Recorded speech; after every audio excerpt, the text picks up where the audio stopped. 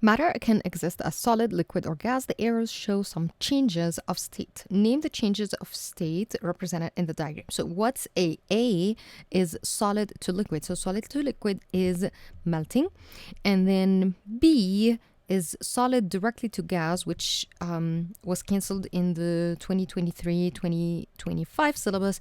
It is called sublimation, which is basically solid directly to gas, which is not the case with all the chemicals. These are just rare exceptions, like carbon dioxide and iodine. All right, these are two chemicals that undergo sublimation. They don't go through the regular change of solid to liquid to gas.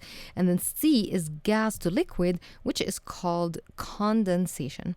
All right, the next question here says, explain why energy has to be supplied to turn liquid into a gas. So why is it that particles, like if you have a liquid in which particles are close to each other and you want to change it into a gas in which particles are so far from each other, why do you have to supply heat? The reason is that you have some strong or relatively strong attractive forces between the particles in the liquid.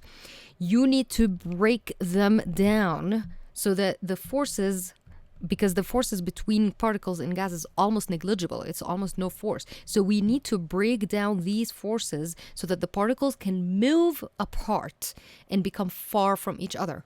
So that's why we need to supply energy, usually in the form of heat, all right? So energy is supply to break the forces of attraction, to break forces of attraction between particles, attraction between particles. Now, question, if a student writes to break bonds, is that correct? The answer is no.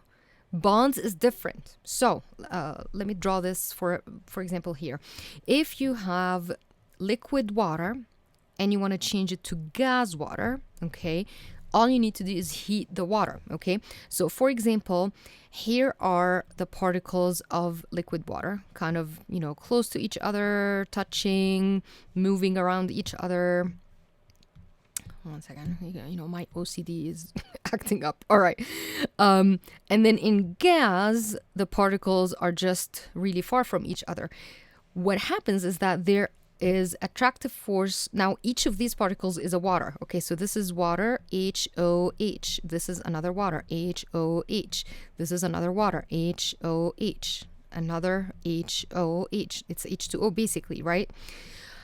What's happening here is that there's attractive forces between this particle and this particle. Okay, and this particle and this particle, this particle and this particle. And that's what we are breaking. We are breaking this attractive force, all right? We are not breaking, I'm going to make it in yellow, for example. We are not breaking this bond inside the water. This is the covalent bond. This is the covalent bond, all right? And that's not what gets broken down during boiling. What we're doing here is a boiling, all right? It is not a chemical reaction. It is a physical change. It's a change in state.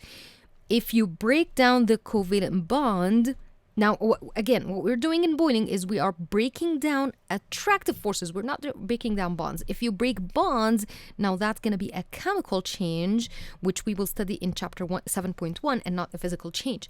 And you're going to get a new substance. You're not going to get gas water. You're going to get something else. All right. So the water stays as HOH. Look, those bonds stay the same. Nothing happens to them because I did not break them during boiling. What I did is I broke the forces of attraction between molecules, between particles. All right. So the difference here is very important.